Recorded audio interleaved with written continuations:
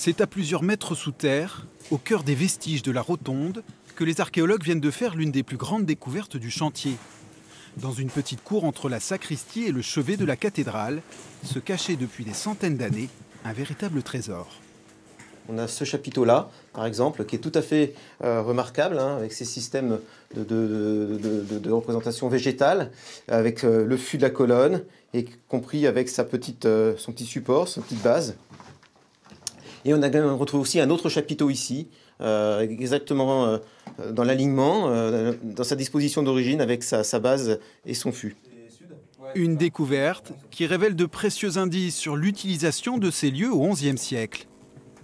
On a retrouvé aussi un autre indice très intéressant, c'est que ce sont des systèmes de banquettes sur lesquels on pouvait s'asseoir. Les banquettes ont disparu, mais on voit que l'enduit s'arrête au-dessus du niveau de sol, un petit peu en hauteur.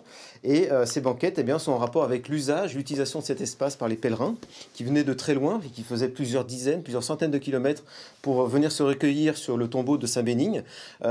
Et donc, forcément, ils étaient fatigués, mais aussi ils devaient rester ici plusieurs heures, plusieurs jours.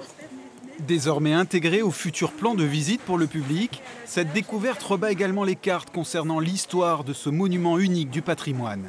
On découvre que le plan est encore plus compliqué que celui que l'on connaissait, notamment par les gravures, les relevés du XVIIIe siècle et les fouilles qui ont été réalisées dans les années 1970.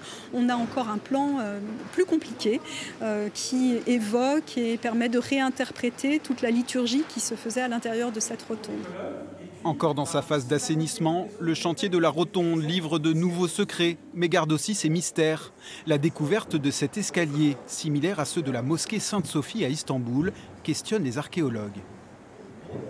Les escaliers hélicoïdaux, on en a partout dans tous les édifices du Moyen-Âge, mais la grande particularité, c'est effectivement ce noyau central est vidé. En général, ils sont pleins. Alors on peut poser différentes questions, soit c'est une technique de fondation très particulière, ou alors on s'est demandé si ce n'est pas un système de puits de lumière pour éclairer cet escalier. Des découvertes archéologiques auxquelles s'ajoute un peu plus haut tout un travail de conservation. C'est l'enjeu du chantier de rénovation de la sacristie. Usée par le temps, plus de 100 mètres cubes de pierres de taille datant du 19e siècle ont été remplacés par de nouvelles pierres de Bourgogne.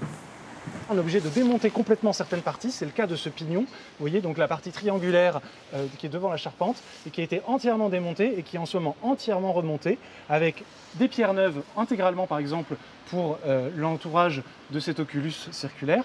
Mais ici, nous avons remonté des pierres anciennes et on les marie avec des pierres neuves. 150 ans après sa construction, la sacristie de la cathédrale Saint-Bénigne retrouve une seconde jeunesse. Sa rénovation devrait être achevée à la fin de l'année. 2 ans de travaux seront encore nécessaires pour rénover la crypte et la rotonde. La grande dame du patrimoine bourguignon pourrait bien nous révéler de nouveaux secrets.